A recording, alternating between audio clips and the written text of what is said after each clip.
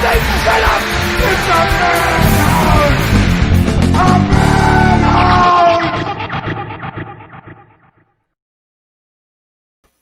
And welcome to the movie Madhouse. I'm Rob by myself, almost. I have a really good friend here, Kelly Carevich, all the way from England. How are you doing? Good. How are you? Good. As we can see, it's pitch black. Like it's so dark there because it's nighttime, isn't it? It is.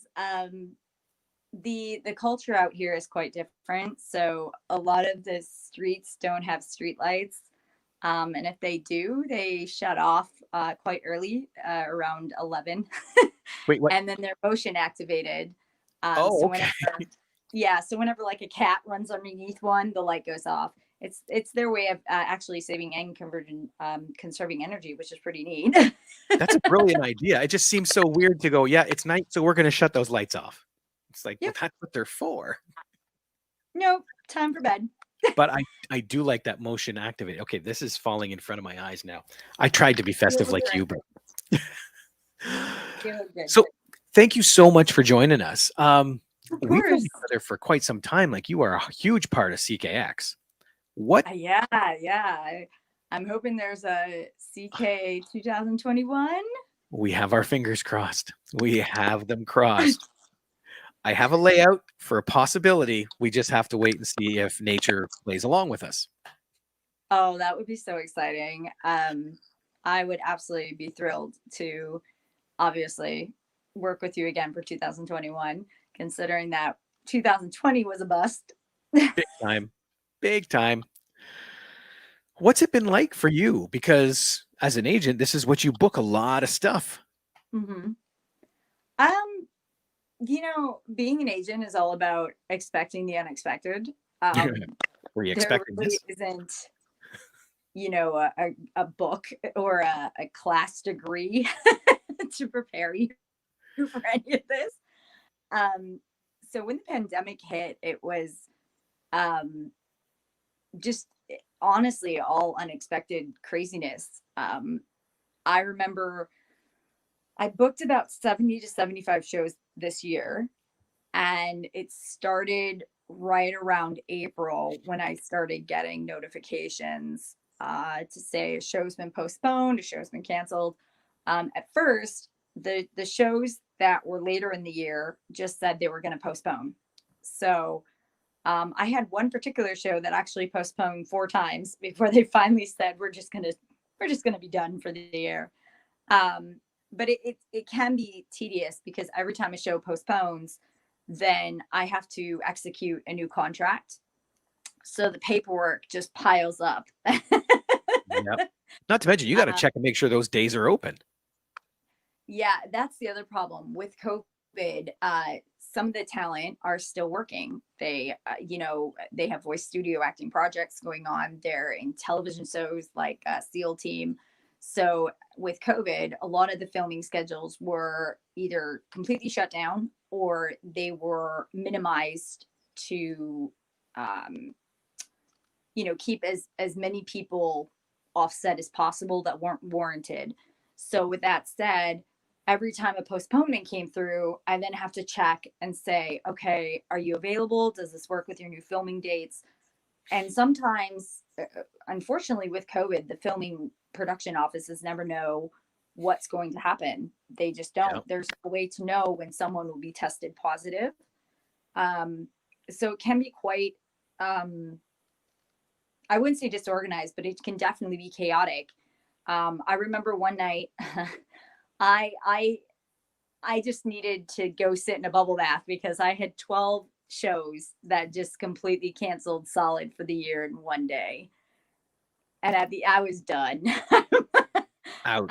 I'm just going to grab my lavender bath bomb and get my phone and listen to some nice music and call it a day. Have things changed with 2021? Like, have you started to see any hope? No. Yeah. I want to say I have, but I'll be honest. I've had 4 shows for February and 2 for April already confirmed that they've canceled. I've also had shows that normally would be in those months that have told me that they're not quite sure they're going to even do it. So there's no, no negotiations, there's no contracts, nothing. Um, Usually by December, I've got 99% of my bookings in place. As of right now, I've got maybe 5% of that. Ouch. Uh-huh. Uh, It's that up in the airness that everybody hates, Like literally, tomorrow we could come out of lockdown or be in triple lockdown. We just don't know. that's the biggest problem with most of the events, is that each one is in a different location, and each location is by its own regulations. So what may work for Wales, where I'm at now, may not be, working for Canada. It just differs by location, which makes it incredibly difficult. Additionally, the other problem is the border regulations. As far as I know, and correct me if I'm wrong, I believe Canada's borders are still closed, aren't they not? Yep. Yeah, they've been closed since June. And since March 1st, any UK residents that decide to come to the States but are not married to a citizen and do not have necessary essential travel to be performed, meaning like a business meeting, you will not be allowed to enter. Sheesh.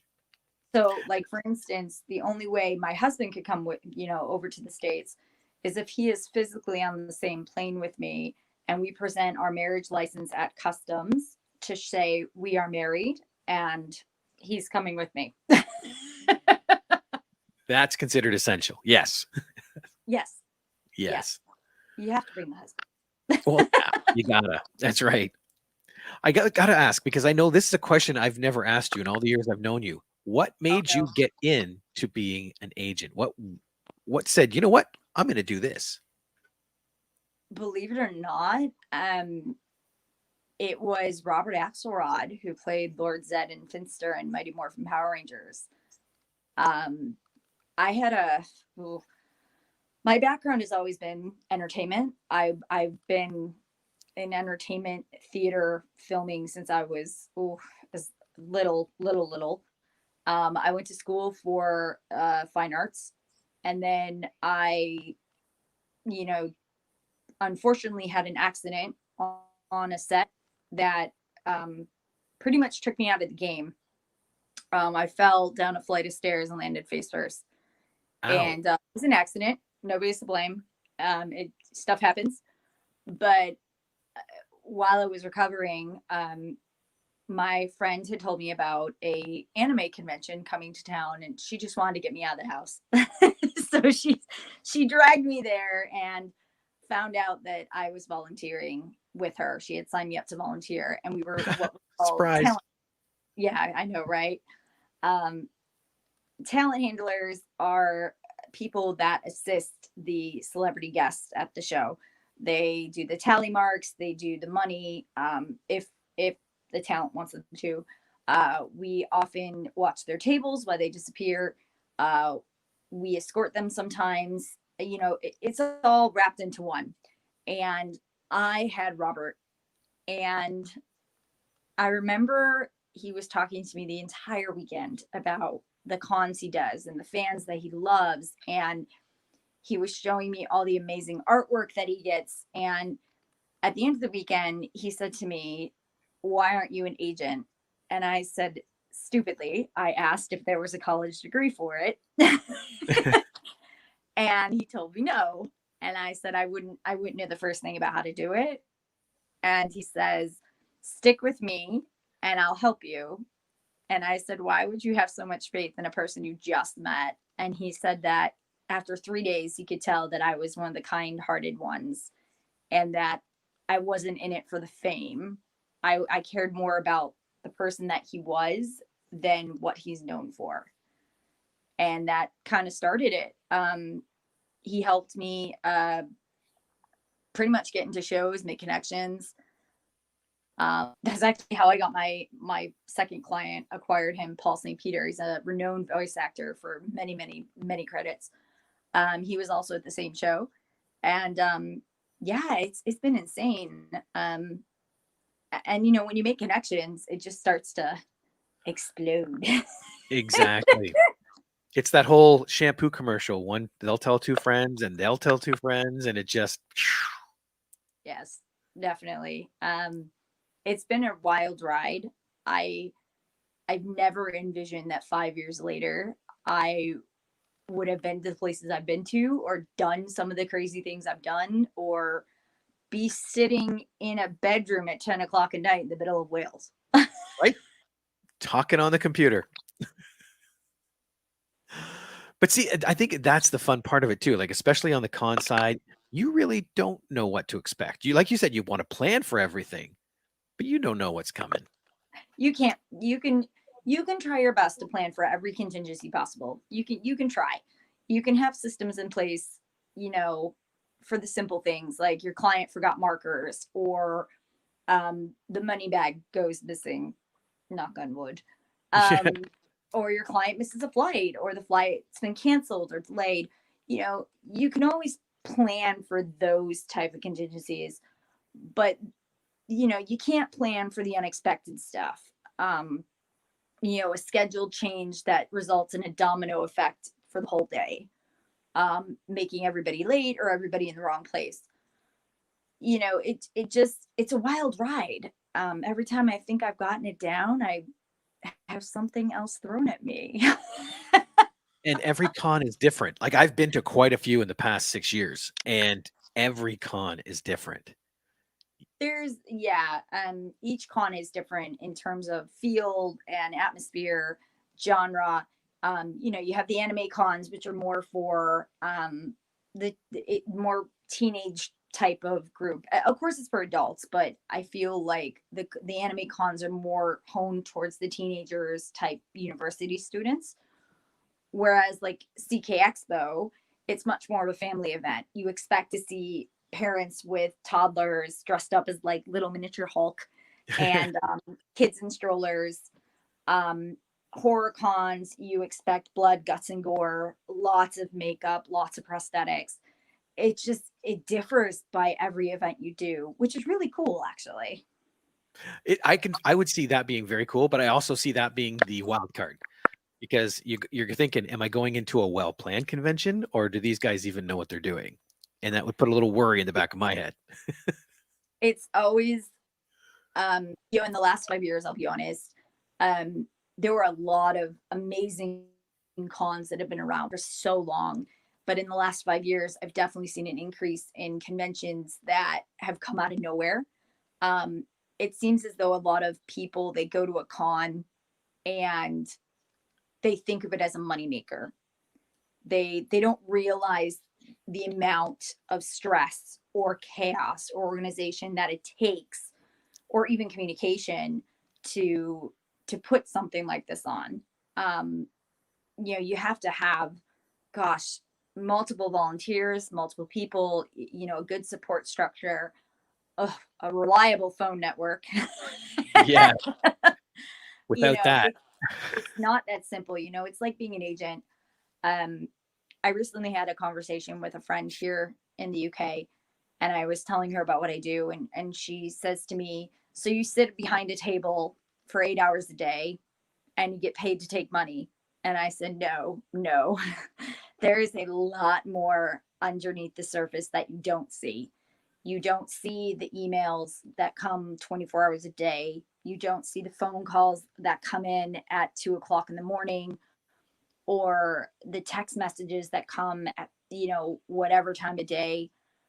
Not to mention the unexpected, you know, what we just said, you know, flight may have been canceled or delay, or a talent sitting at the airport and the driver can't find them. There's definitely a lot more to being an agent than just sitting behind a table and accepting money in exchange for an autograph. Which 9 times out of 10, you actually wouldn't do. They would have a handler there to do that. Correct. So, you know, I know just with CKX, like usually, and I'll use usually as a loose word, about 4 months out, we usually get a hold of you and we start booking everybody. Yes. Sometimes it's been earlier, but then, Which is great. yeah, But then you hit the 3-month mark, and now you're being contacted about, okay, I need promo shots and I need to know what we're going to do for publicity. And then 2 months out, it's like, okay, are the rooms booked? I need all this information. So, yeah, your job is not that, 8 hours at the table. No, and it's also very Tetrisy as well. I told her how on any given day I'm fielding in my inbox, media requests, podcast interview requests, autograph requests, show requests, the rooms that you just mentioned, the flight details, as you mentioned. So I don't think I've seen the bottom of my inbox in 5 years, as much as I try. Well, You thanks to can't. COVID, you might actually get to the bottom of it because, That it's is been pretty true. thin. That So, is true. yay, COVID? No, no, No, I want shows. exactly. You don't want to see the bottom. No, I don't. There's definitely a lot more. Just I don't think people realize what goes into it. They see what they see on the surface and they think, oh, this is easy money.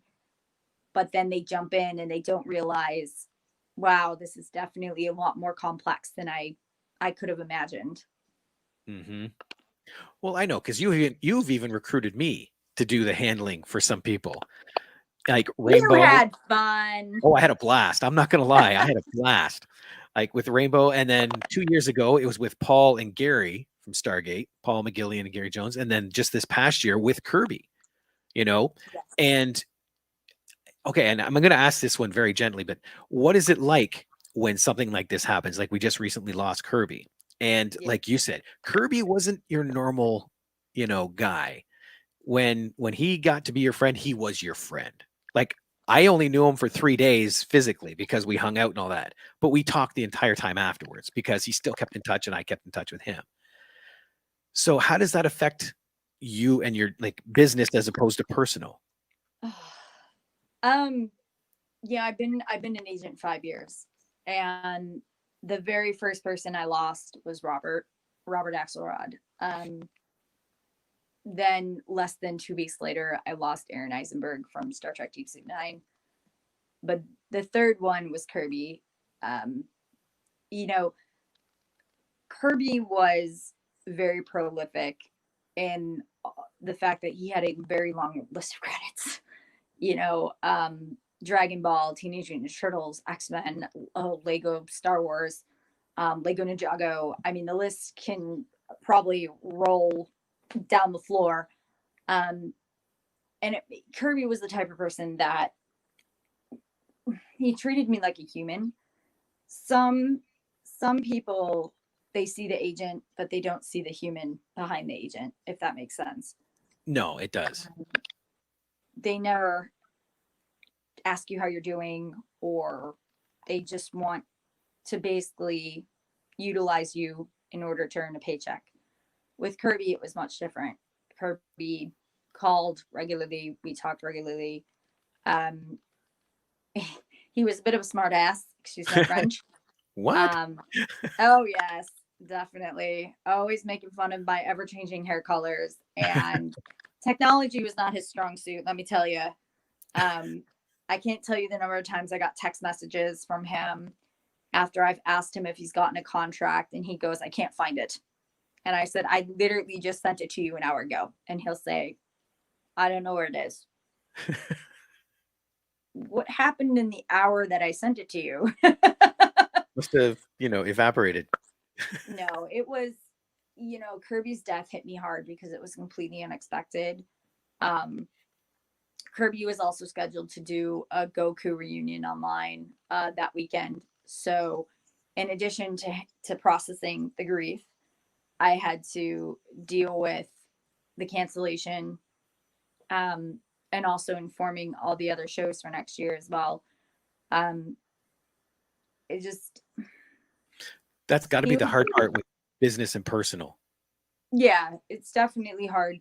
He was a unique individual. He cared about people, on a personal level, and he cared about all his fans. I mean, I never, the one thing I loved about Kirby was that no matter what event I put him at, he would always give 110%. He would stay late. He made sure everybody got their picture, everyone got their photo. He sometimes show up at VIP functions when he didn't even have to. He I remember actually did that in Thunder Bay. Yes, because Thunder Bay's coordinators emailed me after the show and they said he was such a delight to have at the VIP event. And I'm going, I don't remember seeing that in his contract. And then I found out, you told me he just showed up because he felt like it. So Yep. Well, I found out afterwards what it was. I was trying to help them with the after show, so I brought up some of my films, and then another person named Nat Simone brought up a couple films. So at Cineplex, they screened a whole bunch of stuff. So when I was telling Kirby about this, he goes, "Oh, I gotta see this." You know, yeah, that's I think he wanted to ridicule me about my film. That's what I think it was. He was gonna tease me later, but he actually went, "You know, that was kind of good. I can't tease you." Yeah. So yeah, he would just show up. No, he was a riot. He was definitely larger than life. Always courteous to the fans. Always extremely respectful. Never a problem ever. The only thing I ever had to worry about was technology. That was it. You know, if it was a Skype call or a WhatsApp call, good luck. You know, I usually had to text him and walk him through it in text messages before we actually could get to the Skyping or the WhatsApp. But no, his brother set up a scholarship fund. The link is on my Instagram, as well as Kirby's Instagram and Twitter, which his brother is now running. And then his best friend also renamed a studio in his honor. So that's nice. Yeah, it gives me great pleasure to know that, you know, I can still turn on Netflix and have a dose of Kirby anytime I wish, because, you know, Lego Ninjago's on Netflix and Teenage Mutant Ninja Turtles is on Netflix. I gotta be honest, that day that I found out, I went to YouTube and I started binging some of the clips. For what? For Kirby. Not just the animated stuff, but some interviews that he did, you know. So it's cool that he's always out there. Oh, definitely. He was a riot. Definitely, you know. I remember meeting him the first time, and he was at Kelowna Comic-Con in British Columbia. And I had been there because I had multiple clients, and he had been talking to me all weekend. But I didn't know what to make of it. And then somehow he ended up with us at dinner. I have no idea what happened. We ended up having dinner. It was like a 4-hour thing. And then at the end of the weekend, he asked for my business card. And a couple days later, I got a phone call. I didn't know the number, of course. And I answered. And instead of being professional, he was actually talking to me in Goku's voice. Oh, no way. And I'm going to be honest, I'm still learning all about the Dragon Ball world. I mean, there's so many different characters and so many different actors that have portrayed them. It's very difficult to keep up with who's who. Yeah. So I had no idea. And the next thing I know, he signed with me exclusively, and he was off. He didn't even realize he was that popular. I guess he had only been sticking to local shows. And once word got out that, you know, the infamous Goku was doing conventions, that was it. Yeah, I can see that. So what is your Instagram so people can get to it? Oh, it's at Mobile Moniker, MobileMoniker. Yeah, I tried to type it. I'm no good. Mobile Moniker. You can find it on Instagram. Absolutely. So yeah, my company name was a joke. I wanted something different, and I wanted something that had a nice ring to it. And we were toying around names for, oh my God, a month almost. And my mom had said, you know, you travel a lot. And I said, okay, let's start thinking of other words for travel. And mobile came up, you know, because you're mobile. And then I was thinking, okay, travel mobile. What goes in mobile? And someone dug out a thesaurus and comes up with moniker. And I said, what? And I guess it's another word for person. So it Oh, basically really? my company name, Traveling Person Productions, but just in a fancy way. I didn't know what moniker meant. That's so cool. Yeah, I thought it was neat. I thought it was really cool to have that kind of double meaning. Let's see. I just want to make sure I spelt it right. Sure. Mobilemoniker. Nicker. Okay. We will stop it for a second. I will edit it. Monc. Wait. No, I put the C in the wrong spot. There. And save. It's so cool how you can do that. Boom. There you go. Yes. Monicker. There we go. We'll leave that up for the rest of it. So what is on your horizon now? Because we're still in kind of a holding pattern. Yes. Are you looking at the end of next year, or are you thinking 2022? Oh, when events started being canceled, everybody started going for these virtual events. Virtual events seem like a great concept, but not all of them can be successful. You have you have autograph signings, of course. Those are just, come and go.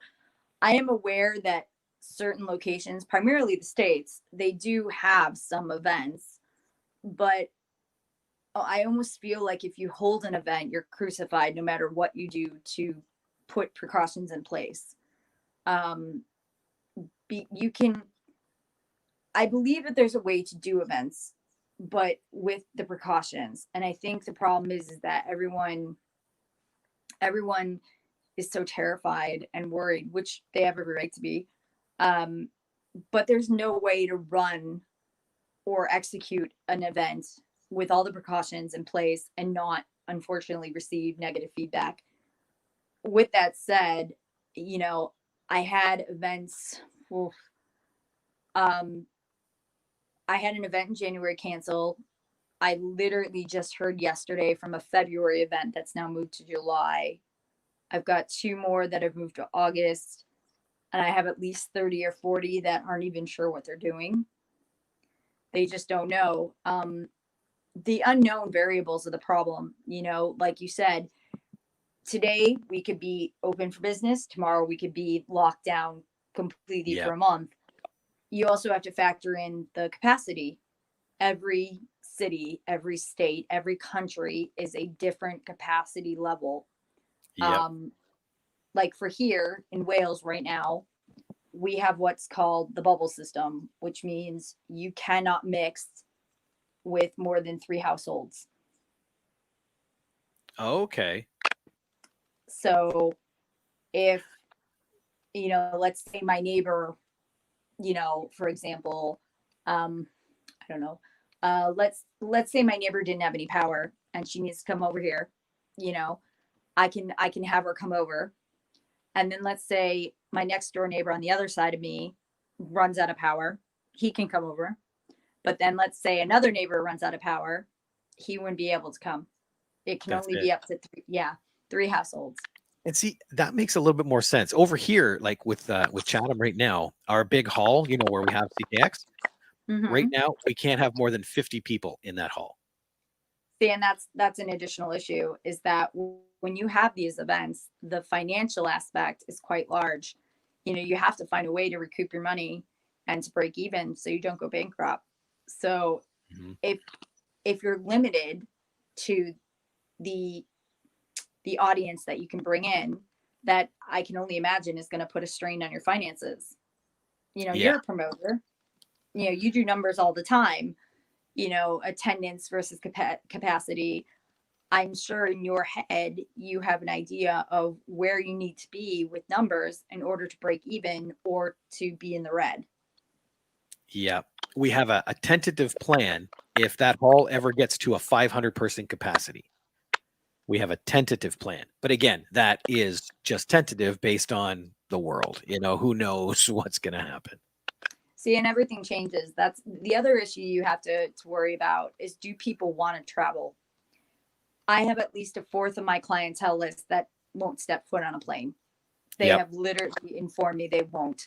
And I have a good 5% that just can't due to health reasons. Anyone in Canada right now is completely stuck. I can't get you over the border. Yep. So, yep. It's just so many logistics. Like UK. If I wanted to fly over one of my Harry Potter clients from UK to US right now for a show, I would not be able to do so because of the border closures. So unfortunately, the biggest question is, how long till the closures are fixed? How long till Canada opens their borders? How long till UK decides it's okay for someone with no ties to the US can travel if it's for an event? You just don't know. That's the problem. You have no idea. I think there's going to be one more level past that too. It's, when do people feel safe? That is also, like you said, you have people that don't want to get. I'm going to flip this real quick because I do another podcast called The Vicious Circle. Okay. And do you follow wrestling? Yes, I have several wrestling clients. Remember this guy? Sid Vicious? Yes. Yes, I do a podcast with him. Oh, there he is. And here he is with Joe Biden. But we won't talk about that. Let's not talk politics. Right? Politics over here, that's one thing that I've learned is that I've never, ever, ever broadcast my political views. I don't feel that it's, people go to Comic-Cons to enjoy themselves. Exactly.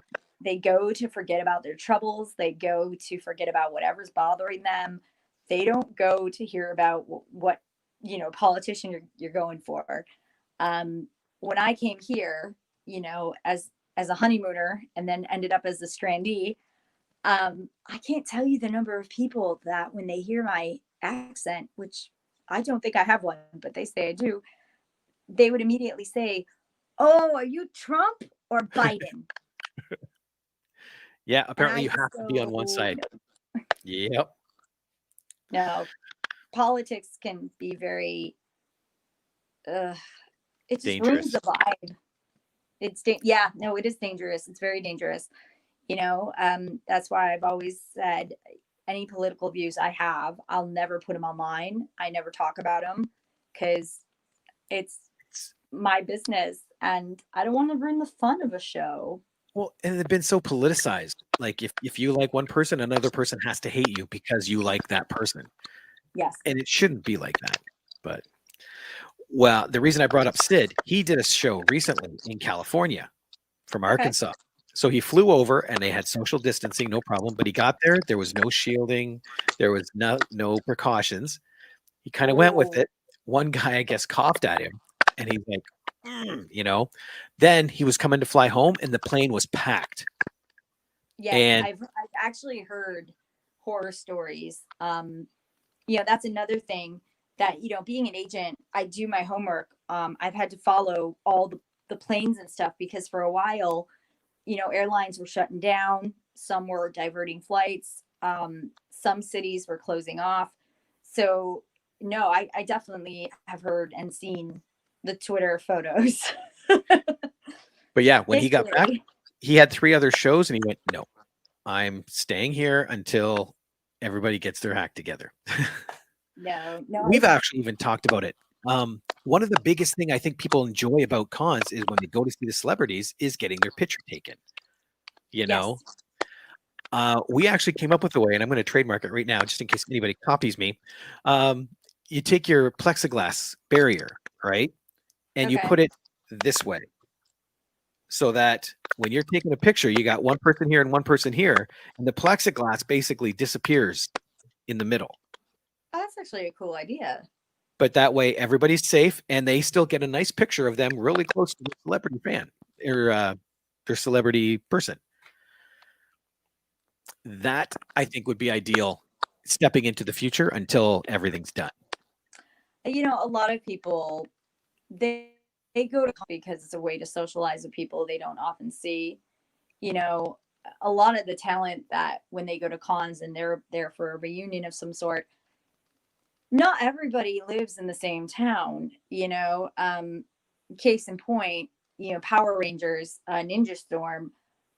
uh, you have one ranger that lives in Canada, one that lives in, well, no, several that live in Australia, and one lives in Singapore. So it's not like they can just, walk down the street and say, "Hi guys, how you been?" So Yep. I think not only is it, great for the fans to physically interact, but I think it's also great for the talent as well because they get to catch up with people they haven't seen in so long, find out what's going on. It's kind of nice. So I think that's one of the reasons cons, virtual cons, just aren't having the same vibe because you're sitting on a screen, and even though you're there on the other end, Rob, it just doesn't feel that connectivity, if that makes sense. No, it does. Actually, my buddy Jeff here, he's the lead singer in a band called Fighting Grace. They played at our Chatham Kent International Film Festival this year that we had at a drive-in. So it was all socially distant and all that. But he said cons should get an exception. Masks have already been encouraged and appreciated there for years. And it's true. How many cosplayers do you know with masks, right? Oh, so many, so many. And Right? masks are part of the fun. I love going to a con and seeing how many versions of Deadpool can you come up with. Or Harley Quinn or Batman. Yes. Those Yes. are the three biggie. Yes. Or Spider-Man. I've seen so many versions of Spider-Man. Yes, valid point there too. Man, No, I think you're right. truly believe that's. Oh, go ahead. No, you froze.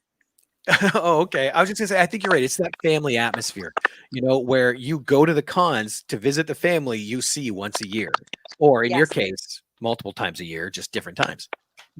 Pretty much. I mean, and I think also too, the fans, they love watching the talent sign their items in front of them to have that interaction. Even though the interaction may only be a few moments, they had that moment with that particular idol. And that means more to them than the signed still sometimes. Um, I know that my husband, Peter Kalemis, came to Europe last year for Dragon Ball Con. And my husband, at the time, I was somewhere else at another show, and Peter calls me later in the night. He goes, "You're." At that point, he goes, "Your fiance was so sweet," and I go, "What are you talking about?" And he says, "Well, your fiance showed up. I didn't even know he was your fiance until after I signed his Funko Pop." And you know, my husband did not want to wait. He drove 3 hours just to meet Peter and to have his Funko Pop signed. And even though the interaction was only a couple of minutes, it's the interaction that just made it the magical moment, if that makes sense. No, it makes perfect sense. I think that's why virtual cons can't get that magical interaction, because it's a person to person interaction versus a digital interaction. Yeah. I think they're a good replacement for the moment, because at least people can Absolutely. talk. But you're right. That one-on-one moment just at that table, you can't replace that.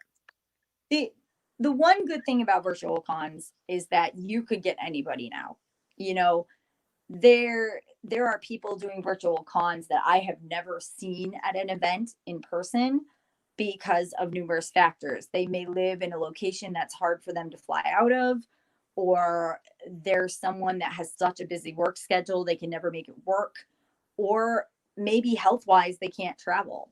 I have noticed that that is a major benefit to the virtual cons, is that you're seeing a lot more talent that you normally wouldn't see in person, which is actually really nice. We actually did one back in, oh, hang on. There it is. I forgot I had changed it. We'll go like that. It was called COVID Con. And Okay. we did this in May, right when the pandemic was at the height. And we did it over 2 days. It was 15 hours Saturday and 15 hours Sunday. And every half Wow. an hour, we had new people coming in, but it was all wrestlers. And we got to talk to people like Bushwhacker Luke. Oh my God, I'm forgetting half the names, but Gangrel from Florida. But yeah, you're right. They came from all over the globe And and it's chatted easier in. for them to just turn That on the camera than it is to pack a bag, deal with, an 8 to 12 hour flight, the jet lag, you know, it's so much simpler to just press a button on your computer, your phone, your tablet, whatever technological device you're using, and be able to connect with the fans. And I think that's one of the major benefits to a virtual event, is that you're seeing people that may not be able to travel, or can't travel, or just can't even get off work. Mhm. Some filming schedules are so tedious and so busy that you don't get a day to breathe. Yeah, exactly. You're hoping Awesome. you do. Well, Kelly, thank you so much for taking the time and chatting with us here. Of I did forget. course. Ballin here. He's one of our biggest fans. He says, "Hey, Rob and Kelly, happy holidays." Oh, that's so sweet. Merry Christmas. Wait, can I say that, or do I have Oh to yeah. do the whole? If you're not a fan of Christmas, then don't accept it. But we always say Merry Christmas, Happy Hanukkah. We'll just say it all. Oh no, Christmas is. I think Christmas is needed this year. I do. Yeah. You know, everybody has had such a rough year, and I think the holidays brings out that magic and that festivity. And if you can do what you can, to make it magical for someone, I would say go for it. You know, not everyone has had a great year, whether it be financially or, otherwise. I know I haven't. I have been, Well, yeah. 90% my of your year. job is gone this year. It wasn't just the job though. That's the thing. I mean, I got married in February. I came over here for my honeymoon. The honeymoon was canceled because of COVID. And then I couldn't leave. My flight was canceled 3 different times. And finally, they told me that me going back home wasn't considered essential, because I had family here in the UK. So they said I was simply going from one family to the next. And I've been here since March. And it's not easy when your whole world is turned upside down. I came here with a suitcase for like 30 days. I've had to depend on the community here March, where I am. April, May, June, July. That's a lot more than 30 days. Yeah, yeah, no, it's you know, for individuals, it's not been easy at all. I mean, I've definitely had a weird circumstance. I lost not only my first honeymoon, but then we tried a second one and that failed miserably. We didn't even well, we went Just out of wait till next lockdown. year. We went out of lockdown and I was so excited. It was just a driving trip around Scotland, nothing fancy. And the night before we were scheduled to leave, they announced Scotland going into lockdown. So, needless to say, we've given up on planning a honeymoon because it just seems that we're cursed. Yeah. But no, people have been really nice. I came with a suitcase designed for a month, and people here in the community in UK have been so giving. The sizes for clothing are so incredibly different, and you can't try things on in the stores. So Oh, it's yeah. it's very hard to buy things if you have no idea what size you are. So I've had some local women that were really great. They surprised me with a couple of bags of clothing. Oh, that's Um, nice. I know, right? And my mom, God bless her, she surprised me by sending over a care package with some home goodies. Um, I managed to get American Netflix so that I can binge watch American TV shows and not feel so homesick. So, That helps a little. you know, it's definitely been an interesting year, not to mention all the deaths. I Kirby's death marked 11 for me this year. Um, Everything from family to I lost a few friends and then I lost Kirby. So I am really hoping there is no more. I'm hoping that going forward it becomes a more positive year and a positive 2021 because we need it. We definitely need it. There's If you can give a little magic to someone, please do. You never realize what they need. I can't tell you how excited I was to see 5 bags of clothing just for me.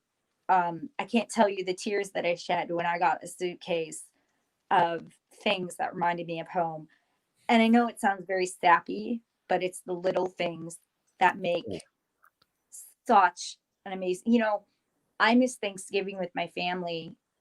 My father-in-law here in Wales actually found a turkey and cooked Thanksgiving dinner for me that's awesome. because he didn't want me to feel like I was missing out. You're right. So Those small little things mean mountains.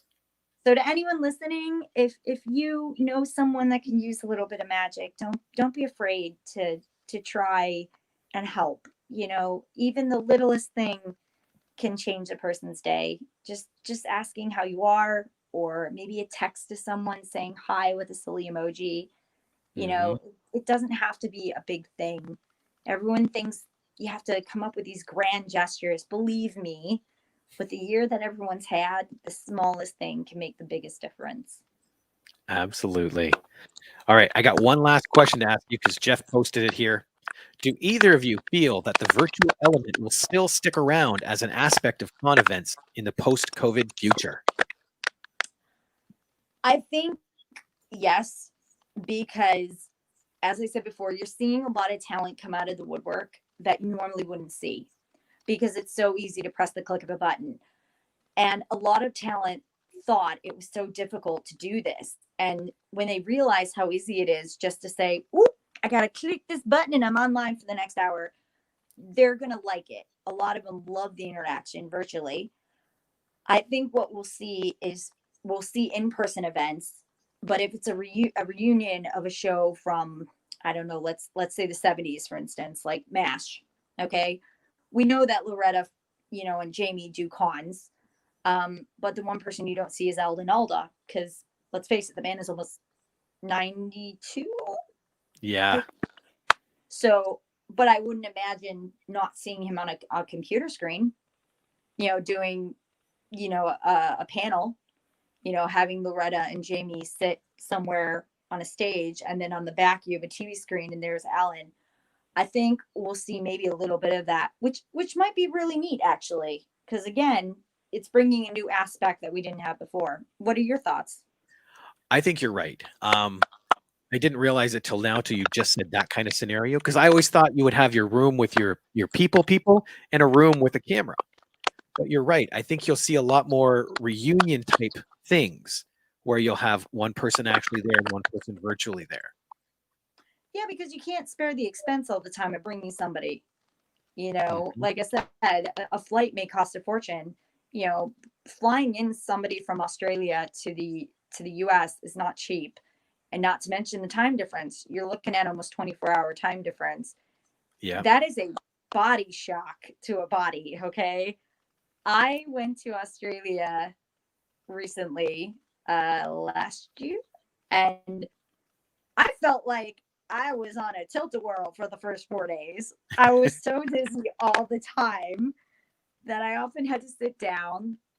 And one of my clients kept falling asleep because of the time difference. So I think you're going to see a lot of talent that will show up on a TV screen because it's so incredibly easy just to click that button. And there's no Well, harm. They're yeah. safe in their residence.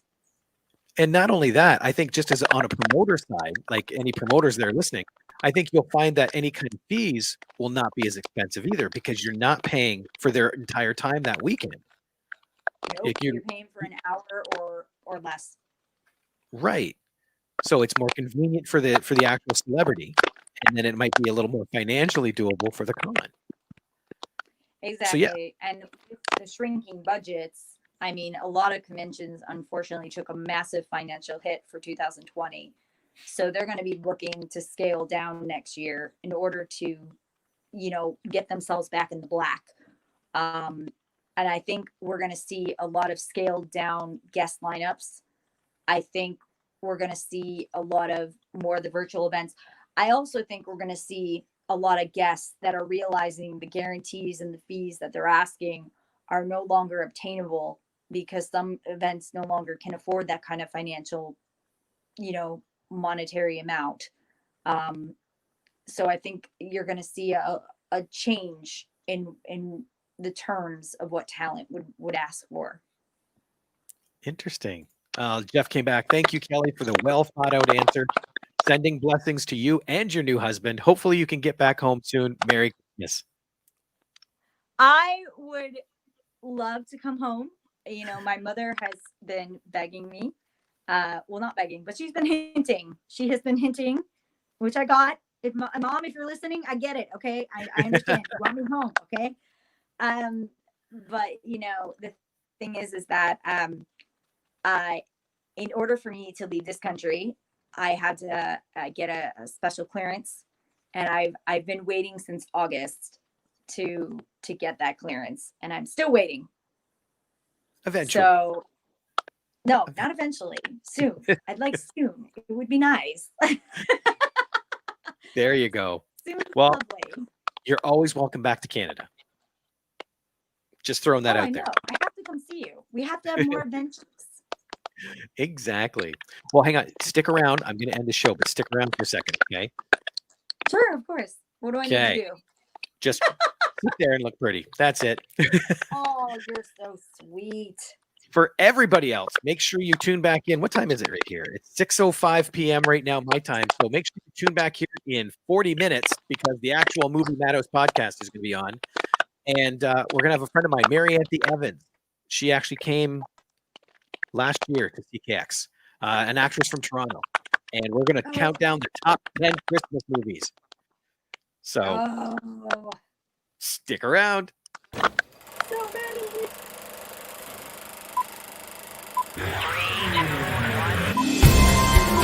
I say shut up! It's a man!